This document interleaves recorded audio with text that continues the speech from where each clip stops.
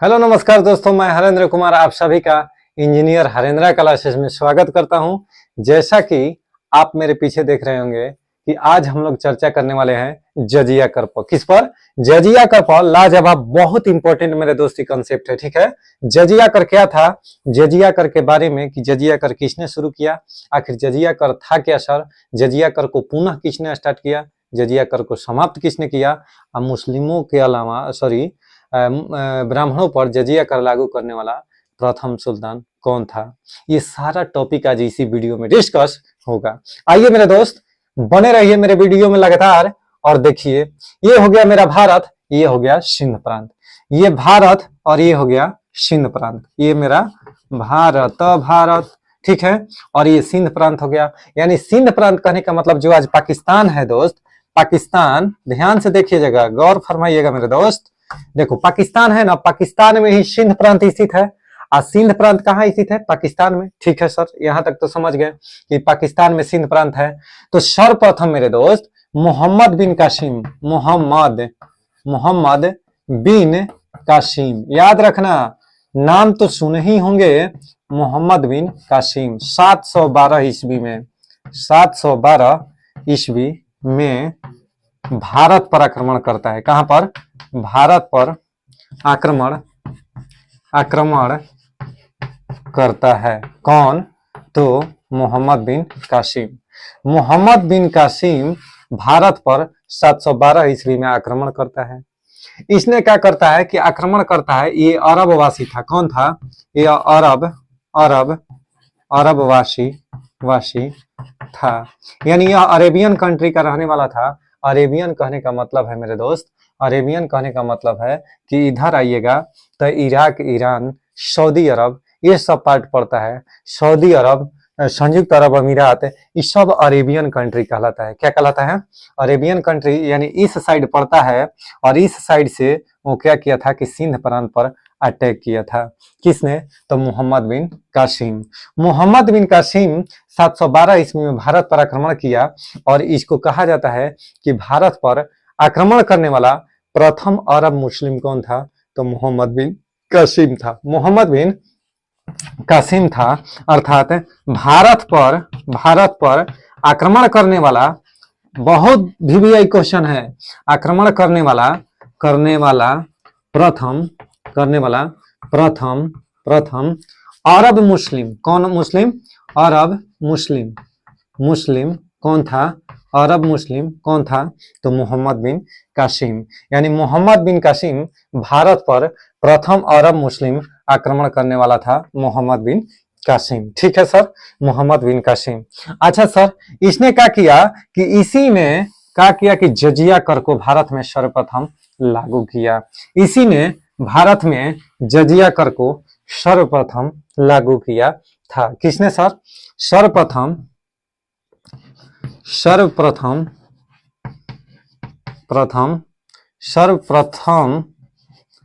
जजिया कर। कौन कर? जजिया कर को भारत में लागू किया, ठीक है, भारत में लागू किया। सर जजिया कर तो सर्वप्रथम भारत में किसने लगा दिया? मोहम्मद बिन कासिम। मोहम्मद बिन कासिम इधर सिंध प्रांत पर अटैक किया, और सिंध प्रांत पर आक्रमण करने के बाद क्या किया कि भारत में जजिया कर को लागू कर दिया। अब मामला फंसता है कि सर जजिया कर था क्या? लड़का लोग को माइंड में आता है कि जजिया कर क्या था। तो जजिया कर, ध्यान से सुनिएगा, जजिया कर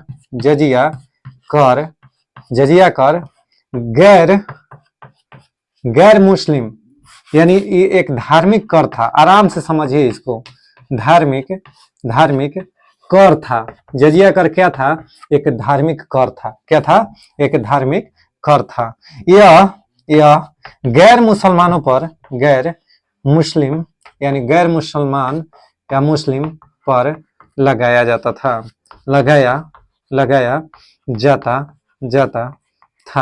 यह गैर मुस्लिम पर लगाया जाता था, यानी जो जजिया कर मेरे दोस्त था वह गैर मुसलमानों पर लगाया जाता था, यानी यह मुस्लिम पर लगाया नहीं जाता था। मुस्लिम के अलावा जितने भी कम्युनिटी थे, जितने भी धर्म के लोग थे, उन्हीं पर जजिया कर लगाया जाता था, ठीक है। जजिया कर लग गया सर। यहां तक तो पता चल गया कि जजिया कर को लागू किसने किया था सर्वप्रथम। तो सर्वप्रथम जजिया कर को किसने लागू किया था? तो सर्वप्रथम जजिया कर को मोहम्मद बिन कासिम ने लागू किया था। ठीक है सर, यहां तक तो हम लोग समझ गए। लेकिन जजिया कर को मोहम्मद बिन कासिम ने लगाया था ना, जजिया कर को मोहम्मद बिन कासिम लगाया था। मोहम्मद बिन कासिम लगाया था, तो उस समय केवल दो कम्युनिटी पर, यहूदी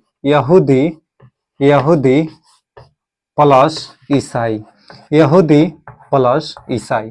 कहने का मतलब है कि मोहम्मद बिन कासिम भारत में जजिया कर को सर्वप्रथम लागू किया था। ये तो सर समझ गए। लेकिन सर्वप्रथम जो लागू किया था ना, तो यह यहूदी और ईसाई पर ही लागू किया था। यानी जो मोहम्मद बिन कासिम था, इसने जो जजिया कर लागू किया था, केवल यहूदी और ईसाई पर ही स्टार्ट में लागू किया था। किस क्षेत्र में? तो सिंध प्रांत क्षेत्र में। मोहम्मद बिन कासिम कहाँ का था? तो अरेबियन था, यानी अरब कंट्री का था। अब अरब कंट्री में कौन कौन सा रहेगा? तो सऊदी अरब, संयुक्त अरब अमीरात, इराक, ईरान, ये सब जो पार्ट आता है इस साइड, भारत के इस साइड में, इस हिस्से में पड़ता है। इससे अरेबियन कंट्री से यह जाकर सिंध प्रांत पर अटैक किया था। अटैक करने के बाद यहाँ पर शासन स्थापित कर दिया। ठीक है, मोहम्मद बिन कासिम सर्वप्रथम यहूदी और ईसाई पर जजिया कर लगाया था। यहूदी और ईसाई पर सर्वप्रथम जजिया कर लगाया था। ठीक है सर, यहाँ तक तो क्लियर हो गया। अब मामला फंसता है ना सर कि जब अरेबियन कंट्री से आया ना, तो अरेबियन कंट्री वाला का सिखाया भारत में, यानी अरब वासियों ने, अरेबियन ने भारत में का सर, तो पहला दिरहम सिक्का चलाया। कौन चीज? दिरहम सिक्का चलाया। दूसरा क्या किया? दिरहम सिक्का। तीसरा क्या किया सर? तो खजूर की खेती करना शुरू किया। अच्छा सर, खजूर की खेती हो गया। अच्छा सर, खजूर की खेती के बाद क्या किया? तो खजूर की खेती के बाद क्या किया कि ऊंट पालना। देखिए, ऊंट पालना भी एक काम किया, यानी ऊंट पालने का काम किया, ऊंट पालना शुरू कर दिया। यानी यहाँ पर आकर भारत के सिंध प्रांत में ऊंट पालने का भी काम सिखा दिया, खजूर की खेती करने का काम शुरू किया और दिरहम सिक्का का प्रचलन किया। कौन कौन? तो अरेबियन ने भारत में दिरहम सिक्का चलाया, खजूर की खेती करना प्रारंभ किया और ऊंट पालना शुरू किया। ठीक है सर, इतना काम कंप्लीट है और जजिया कर को भी लागू किया। कौन? मोहम्मद बिन कासिम। अब आइए इसके बाद में आता है टाइगर अभी जिंदा है। कौन आता है सर? तो फिरोज शाह तुगलक।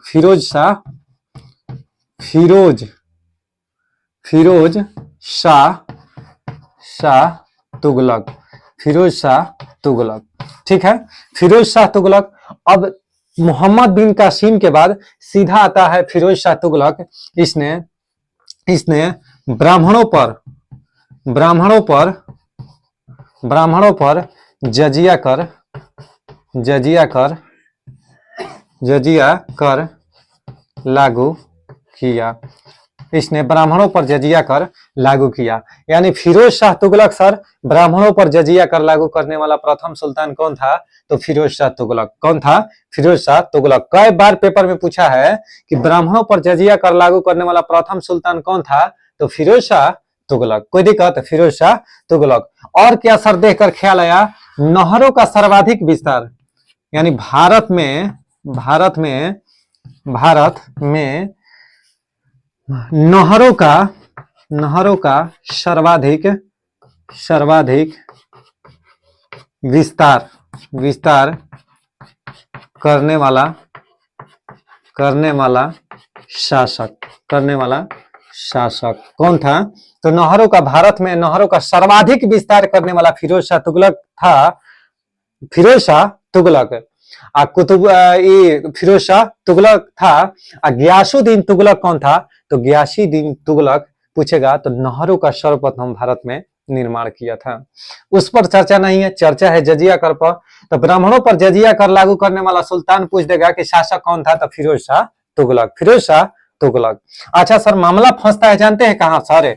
मामला ये फंस जाता है ना कि लड़का लोग अकुता जाता है, अकुता के गड़बड़ मार देता है कि ठीक है फिरोज शाह तुगलक जजिया कर ब्राह्मणों पर लागू करने वाला। जजिया कर स्टार्ट में लूल्हो लंगड़ों से मुक्त था, यानी लूल्हा लंगड़ा पर जजिया कर नहीं लगता था, याद रखिएगा।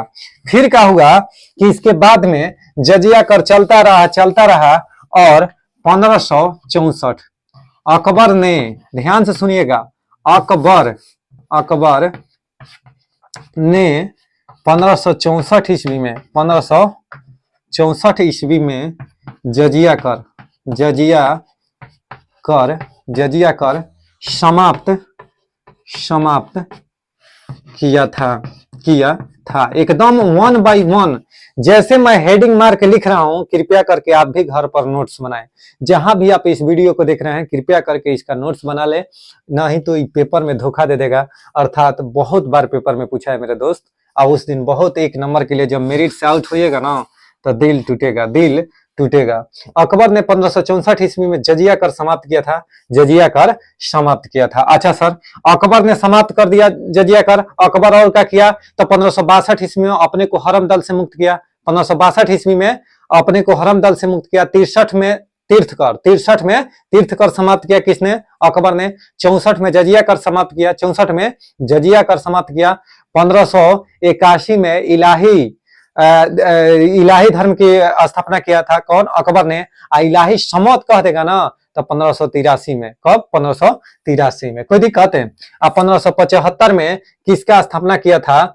इबादत खाना की स्थापना किया था। कौन? इबादत खाना की स्थापना किया था अकबर ने। और 1578 में इबादत खाना का सभी धर्मों के लोगों का प्रवेश हो गया। 1578 से इबादत खाना में सभी धर्मों के लोगों का आने जाने की अनुमति मिल गई। आइए टॉपिक पर आते हैं। तो अकबर ने 1564 ईस्वी में जजिया कर समाप्त किया था, यहां तक हो गया। और पुनः अब कब सर? तो तब कौन आता है? तब आता है औरंगजेब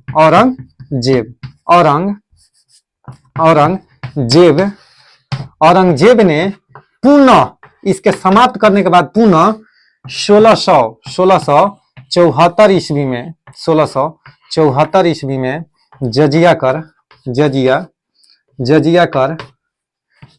कर शुरू किया।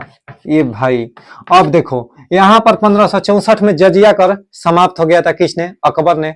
अकबर के बाद क्या किया कि औरंगजेब आया जो पुनः 1674 ईस्वी में जजिया कर शुरू कर दिया।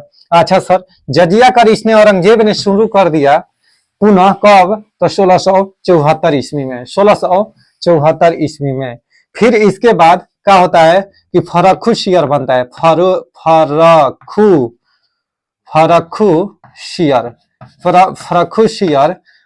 शियर बनता है। फर्रुख शियर जो है ना, फर्रुख शियर 1713 ईस्वी में जजिया कर समाप्त कर दिया। देखिएगा, गौर फरमाइएगा। 1674 में औरंगजेब शुरू किया, अब फिर जाके 1713 में फर्रुख शियर क्या कर दिया? जजिया कर को समाप्त किया। लेकिन समाप्त करके अब फिर क्या खेला खेल दिया ना कि 1719 ईस्वी में इसने, यानी किसने? तो फर्रुख शियर ने पुनः जजिया कर फिर शुरू कर दिया। पुनः जजिया कर शुरू किया। यानी आया तो शुरू में गद्दी पर बैठा ना तो जजिया कर समाप्त कर दिया। कहा कि हम जजिया कर नहीं लेंगे, ठीक है। कौन? तो फर्रुख शियर जो है ना जजिया कर समाप्त कर दिया। अब जजिया कर समाप्त करने के बाद 1719 ईस्वी में पुनः जजिया कर को शुरू कर दिया। यानी अपने समाप्त किया और फिर अपने शुरू कर दिया। कब? तो 1719 ईस्वी में। अच्छा, फर्रुख शियर को देख क्या ख्याल आया? तो मुगल वंश का घृणित कायर, यानी मुगल वंश का घृणित बादशाह किसको कहा जाता है? घृणित कायर। तो फर्रुख शियर को। किसको? फर्रुख शियर को। आइए तब क्या होता है कि 1719 में समाप्त कर दिया। इसके बाद में मोहम्मद शाह आता है। मोहम्मद मोहम्मद शाह। अब मोहम्मद शाह आता है ना दोस्त, मोहम्मद शाह आता है तो 1719 से 1748 तक यह शासन करता है, शासन करता है। ठीक है, 1719 से 1748 तक शासन करता है, यानी मोहम्मद शाह जो था 1719 से 1748 तक शासन करता है। अच्छा सर, यहां तक तो शासन करता है। इसने क्या किया कि पूर्णतः जजिया कर वसूलना बंद